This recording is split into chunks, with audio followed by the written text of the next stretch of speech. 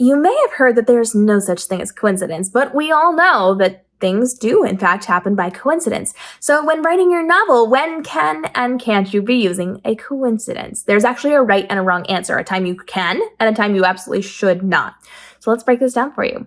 You can have your characters involved in something by coincidence. They walk into something coincidentally and then have to deal with the fallout. You cannot have them get out of something by coincidence because it removes their agency. People have to be able to take active steps to get out of a situation. So let me paint a picture for you. Let me give you an example. Let's say you've got characters in a cafe. They have seen someone that they do not want to be around and they have to run away from that person. And as they're running away from that cafe, running from that person, a car comes out of nowhere and hits that person, and that's the end of the storyline.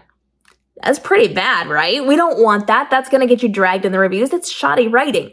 We cannot let them get out of something by coincidence because it's weak writing and it's not logical. We know that sometimes things happen in real life, but not in novels. So you cannot take them out of an action by coincidence. You actually have to complete the storyline, complete that little arc that you're writing. You have to complete that scene.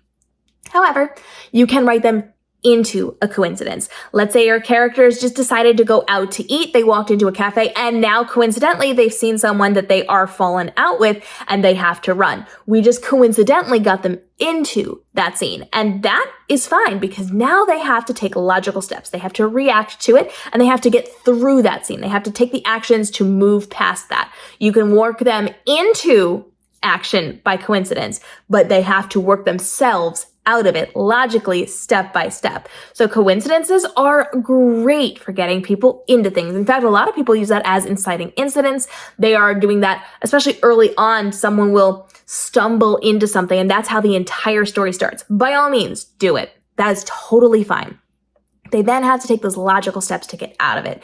If you get them into something and they just magically are done with it and they don't have to deal with it and they don't have to take those steps, that's just not realistic and it's not going to be believable and it's not going to help your readers resonate with what you are writing. So you cannot end something with a coincidence. You have to have those logical steps in there and see their progress from one place to the next, but they can stumble into anything you like. Now, of course, you want to be logical about it. You don't want things coming super out of left field if it doesn't match what you're doing in your story.